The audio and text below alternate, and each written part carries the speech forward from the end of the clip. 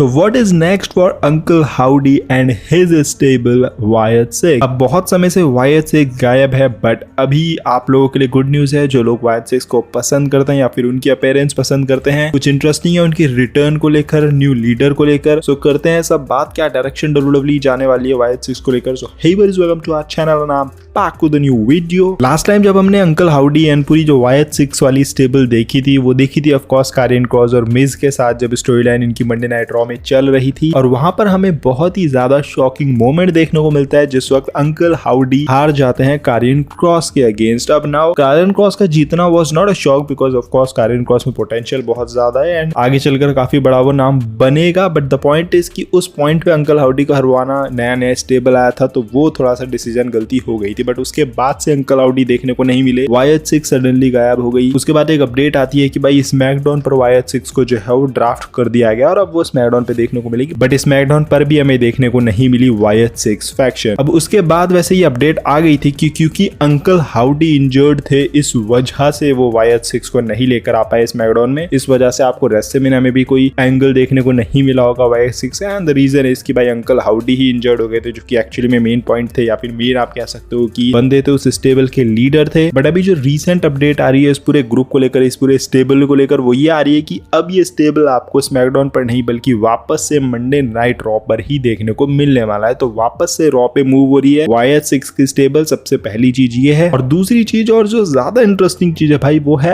Alexa bliss. जी हाँ guys, Alexa bliss भी आपको इस स्टेबल के साथ देखने को मिलने वाली है। अब इस चीज को आप ऑलमोस्ट कंफर्म समझ लो। एंड इसमें एक और इंटरेस्टिंग चीज जो है वो ये है कि जो एलेक्सा ब्लिस है वो अब इस ग्रुप को या फिर इस स्टेबल को लीड करने वाली है, यानी कि वो होने वाली है इस स्टेबल की लीडर, और एज ए लीडर वो यहाँ पर काम करने वाली है। तो रॉ में रिटर्न होने वाली है और इसीलिए आपको एलेक्सा ब्लिस भी अभी रेसलमेनिया के आसपास नहीं देखने को मिली होगी। इनफैक्ट रेसलमेनिया में उनका भी कोई एंगल नहीं था। द रीजन वाज कि WWE उनको YH6 वाले एंगल में उनको डालना था। देन उनको फिगर आउट होता है कि भाई एलेक्सा ब्लिस को हम क्यों ना लीडर बनाए ग्रुप का। तो अब डिसाइड उन्होंने कर लिया है कि जो एलेक्सा ब्लिस है वो लीड करेगी इस ग्रुप को, एंड जो स्टेबल है वो पूरा मंडे नाइट रॉ पर वापस आने वाला है। नाउ इंटरेस्टिंग यहाँ पर सारा सिनेरियो, ये सारी अपडेट्स वगैरह के आने के बाद यहाँ पर ये निकल कर आ रहा है कि भाई अब जो एलेक्सा ब्लिस इस ग्रुप को चलाने वाली है या फिर वो लीड करने वाली है, तो व्हाट अबाउट अंकल हाउडी, वो किस तरीके से इस पूरे एंगल में अपने आप को फिट इन करने वाले हैं। बिकॉज अभी तक क्या हो रहा था भाई कि लीड वो कर रहे थे इस ग्रुप को, एंड एलेक्सा ब्लिस की जब रिटर्न भी हुई थी तो ये क्लियर था कि जो एलेक्सा ब्लिस है ऑब्वियसली वो ग्रुप के साथ जब जुड़ेगी तो वो लीडर वगैरह तो नहीं होगी, क्योंकि लीडर तो अंकल हाउडी है। तो वो भी एक ऑफ कोर्स फैमिली का पार्ट होगी, YH6 स्टेबल का पार्ट होगी, एंड वो अपनी चीजें वहां पर करने वाली है। बट यहाँ पर अभी न्यू ये अपडेट जो आई है उसके अकॉर्डिंग भाई एलेक्सा ब्लिस लीड करेगी ग्रुप को। तो अब यहाँ पर सिनेरियो इस चीज पर अटक जाता है कि अब एलेक्सा ब्लिस भी उस ग्रुप में होगी जो कि लीड करेगी। तो अंकल हाउडी के एलेक्सा ब्लिस के अंडर काम करने वाले हैं या फिर क्या वो एलेक्सा ब्लिस की सुनने वाले हैं इस स्टेबल के अंदर, किस तरीके से सीन रहने वाला है वो देखना काफी ज्यादा इंटरेस्टिंग रहेगा। बट मेरे हिसाब से ऐसा नहीं होगा कि यहाँ पर एलेक्सा ब्लिस जो है वो ऑफकोर्स लीड तो एलेक्सा ब्लिस ही करेगी, पर अंकल हाउडी का रोल कुछ वैसा नहीं रहने वाला है कि भाई वो एलेक्सा ब्लिस से नीचे आ जाएंगे या फिर वो एलेक्सा ब्लिस की सुनकर चीजें करेंगे, या फिर वो बिल्कुल एक चेले जैसी फील नहीं देने वाले हैं इस स्टेबल के अंदर। ऑफ कोर्स वो भी एक इंपॉर्टेंट पार्ट है, बड़ा पार्ट है। लीड एलेक्सा ब्लिस को देने का ये मतलब हो सकता है कि क्योंकि आप एलेक्सा ब्लिस के कैरेक्टर से प्रोमोज वगैरह दिलवा सकते हो, चीजें वो कर सकती है और ज्यादा। At the other and uncle howdy जब प्रोमोज डिलीवर करता है तो उनके कैरेक्टर पे थोड़ा सा इफेक्ट डालता है। अंकल हाउडी एक ऐसा टाइप का कैरेक्टर है जो ज्यादा ना बोले तो ही ज्यादा बेटर रहेगा, मतलब वो कम बोले माइक पर या इनफैक्ट ना ही बोले तो वो ज्यादा उनका कैरेक्टर जो है वो इंटरेस्टिंग लगेगा। बट अगर वो ज्यादा प्रोमोज देगा, जितने ज्यादा देगा, ऑफकोर्स थोड़े बहुत तो दे ही सकते हो आप, उसमें कोई इशू नहीं है, बट जितने ज्यादा देगा वो उनका कैरेक्टर थोड़ा सा और ओपन करता है, जो कि सही नहीं है इस तरीके के डार्क कैरेक्टर के लिए। और इसका आप परफेक्ट एग्जांपल ले सकते हो अंडरटेकर के केसेस में, जहां पर अंडरटेकर इतने ज्यादा प्रोमोज नहीं देते थे, जबकि वो अच्छे थे प्रोमो में, बट स्टिल उनको WWE बहुत ही लिमिटेड प्रोमो एंगल्स देती थी बिकॉज ऑफ हिज गिमिक, जो उनका गिमिक रहा है। यहाँ पर आई गेस ये एक रीजन हो सकता है कि क्यों एलेक्सा ब्लिस को WWE जो है वो लीडर बना रही है इस ग्रुप का, ताकि वो पूरा जो ग्रुप है वो अच्छे से संभाल सके, प्रोमोज एंगल्स वगैरह दिखा सके एंड स्टोरी टेलिंग अच्छी कर सके। और ये चीज हमें पता है कि एलेक्सा ब्लिस स्टोरी टेलिंग में काफी अच्छी है, चाहे उनका वो गॉडेस वाला कैरेक्टर आप ले लो, अच्छी खासी स्टोरी टेलिंग उनकी वहां रही है बहुत सारी स्टोरी लाइंस के अंदर, end of course multi time champion वो रही है। तो आई गेस ये काम वो काफी अच्छे से प्ले करने वाली है। At the other hand uncle howdy का कैरेक्टर वैसा रहने वाला है जहां पर ऑफ कोर्स वो होंगे, तो मतलब एलेक्सा ब्लिस ऑफ कोर्स उस ग्रुप में लीडर होने वाली है, बट अंकल हाउडी का कैरेक्टर वैसा नहीं लगेगा आपको देखकर कि भाई ये एलेक्सा ब्लिस के अंडर में काम कर रहा है, तो उस तरीके से WWE उस कैरेक्टर को ऑफ कोर्स बुक करने वाले हैं यहाँ पर, एंड जो बाकी के जो मेंबर्स हैं उस स्टेबल के अंदर वो अपना जो है वो इन लोगों को फॉलो करेंगे। तो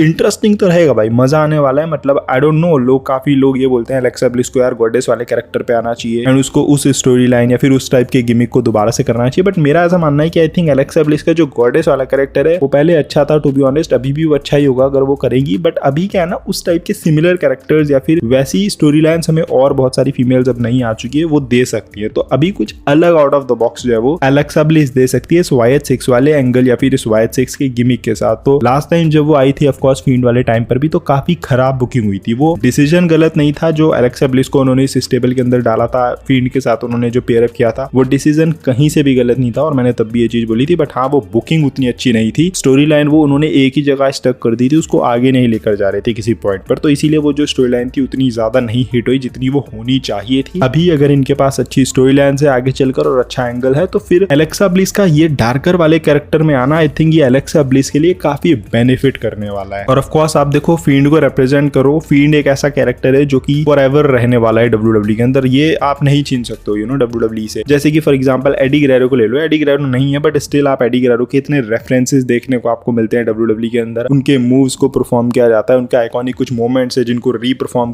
किया जाता है सुपरस्टार्स द्वारा एंड उनका नाम भी काफी बार जो है वो सुपरस्टार्स मेंशन करते हैं। तो फील्ड का कैरेक्टर भी वैसे ही रहने वाला है, इवन उनका नाम कोई ले ना ले बट स्टिल उनके कुछ ना कुछ चीजें आपको जो है वो WWE के अंदर देखने को मिलती रहेगी फॉरएवर। तो एलेक्सा ब्लिस का उस स्टेबल का पार्ट बनना एंड ऑफ कोर्स फील्ड से कनेक्टेड रहना ये ऑफ कोर्स उनके लिए बेनिफिट करने वाला है along side uncle howdy and बाकी जो भी मेंबर्स हैं उस स्टेबल के। तो मैं पर्सनली एक्साइटेड हूँ इस पर्टिकुलर स्टोरी लाइन को लेकर कि YH6 अब आए वापस, एलेक्सा ब्लिस के साथ आए तो कुछ अलग तड़का देखने को मिलेगा और मजा आएगा इनके स्टेबल को देखने में। बट आई होप कि WWE कचरा ना करे, खराब ना करे इस स्टेबल को या फिर इसकी बुकिंग को। आई होप कि WWE जब इनको लेकर आए, चाहे एक हफ्ते बाद लाओ, चाहे एक महीने बाद लाओ, चाहे 3 महीने बाद लाओ, चाहे 6 महीने बाद लाओ, पर जब भी आप लाओ इनको एक अच्छे एंगल और एक अच्छी स्टोरी लाइन के साथ ही लेकर आओ। मतलब आपके पास होना चाहिए एक विजन कि भाई ये मेरा विजन है इस एंगल को लेकर या फिर इस ग्रुप को लेकर, मुझे इस ग्रुप को इस तरीके से चलाना है। तो वो एक विजन के साथ अगर आए ट्रिपल एच और इनको लेकर आए, चाहे जितना टाइम ले, तो ज्यादा मजा आने वाला है। एंड आई थिंक काफी पोटेंशियल है इस पूरे स्टेबल के अंदर। अंकल हाउडी को मैं बहुत ज्यादा हाईली रेट करता हूँ, काफी अप्रिशिएट किया था मैंने उनको उस कैरेक्टर को, वो मजे आने वाले। एलेक्सा ब्लिस ऑफ कोर्स कमाल की स्टोरी टेलिंग वो करती है एंड बाकी के जो मेंबर्स हैं उस स्टेबल के वो अपना काम वहां पर अच्छे से करने वाले हैं। ऑल्दो वहां पर जो बाकी के जो मेंबर्स हैं मैं उनकी परफॉर्मेंस अभी तक उतना कोई ज्यादा खुश नहीं हूँ टू बी ऑनेस्ट। मतलब मैंने अंकल हाउडी के काम को बहुत ज्यादा प्रेज किया था बट अंकल हाउडी के अलावा जो बाकी के मेंबर्स थे उस स्टेबल में उतने इफेक्टिव वो नजर नहीं आ रहे थे। तो वो एक कमी है जो दिखी है and I guess maybe एक और रीजन हो सकता है कि क्यों एलेक्सा ब्लिस को इस स्टेबल के अंदर डाला जा रहा है। तो आई होप कि जो एलेक्सा ब्लिस का इन्वॉल्वमेंट होगा इस ग्रुप के साथ शायद उसकी वजह से वो जो स्पार्क मिसिंग था बाकी मेंबर्स में वो आ जाए। बिकॉज क्या होता था कि जब YH6 के स्टेबल जब हमें देखने को मिल रही थी तो जब अंकल हाउडी होते थे तो उस पॉइंट पर वो स्टेबल अच्छा लगता था, मतलब इंटरेस्टिंग लगता था, अट्रैक्टिव लगता था, देखने का मन करता था। पर जब अंकल हाउडी नहीं होते थे तो बाकी के जो 2-3 मेंबर्स थे वो जो भी चीजें करते थे ना वो इतनी ज्यादा एंगेजिंग नहीं होती थी और इतना मजा नहीं आ रहा था। एंड वो ऑफ कोर्स उसका रीजन यही है कि वो लोग उतना अच्छा परफॉर्म नहीं कर पा रहे थे या फिर उतना अट्रैक्ट नहीं कर पा रहे थे क्राउड को। तो वो चीज एलेक्सा ब्लिस के साथ अगर होगी तो डेफिनेटली भाई क्राउड जो है वो काफी अच्छे से पुल करती है एलेक्सा ब्लिस। सो मेरे हिसाब से वो वाली चीज जो है वो आई गेस सही हो जाएगी वहां पर। बाकी देखते हैं आगे चलकर कोई मेंबर ऐड होता है, कोई हटका है, कोई रिप्लेस होता है, तो खैर आने वाला समय बताएगा। बट यहाँ से मैं आपको क्लियर कर चुका हूँ कि ये स्टोरी लाइन रहने वाली है एंड इस तरीके से लीडर एलेक्सा ब्लिस आने वाली है और ज्यादा समय WWE यहाँ पर लेगी नहीं। रेसलमेनिया वगैरह ओवर हो चुके हैं, नया साल WWE के लिए शुरू हो चुका है जो कि लीड करने वाला है रेसलमेनिया 42 के लिए। तो कभी भी WWE जो है वो YH6 को लेकर आ सकती है। 1-2 हमने रॉ पर टीजेस वगैरह भी देख लिए, जो ये वाला टीज आप में से शायद काफी लोगों ने मिस किया होगा। ये लोगन पॉल जिस वक्त बैक स्टेज में दिखाए गए तो पीछे जो स्क्रीन आपको दिख रही है ना वहां पर जो नेम्स वगैरह कुछ लिखे हुए थे वो थोड़े से ब्लिंक हो रहे थे और वहां पर ध्यान से अगर आप देखोगे तो थोड़ा बहुत वहां पर एलेक्सा पढ़ा जा रहा है। तो टीज था WWE की तरफ से कि हाँ भाई एलेक्सा ब्लिस YH6 के साथ आने वाली है। सो लेट्स सी किस तरीके से WWE इनका जो रिटर्न है वो करवाने वाली है। इंपैक्टफुल रहेगा, कितना इंपैक्टफुल रहेगा वो तो खैर आने वाला वक्त ही बताएगा। बाकी आपके क्या थॉट्स हैं इस पर्टिकुलर स्टोरी लाइन को लेकर या फिर इस स्टेबल को लेकर नीचे कमेंट सेक्शन में बताओ। और अगर आपको ये वीडियो पसंद आएगी तो don't forget to like comment and subscribe. मिलता है अगली वीडियो के अंदर। Till then love you all and do not give up, just keep fighting.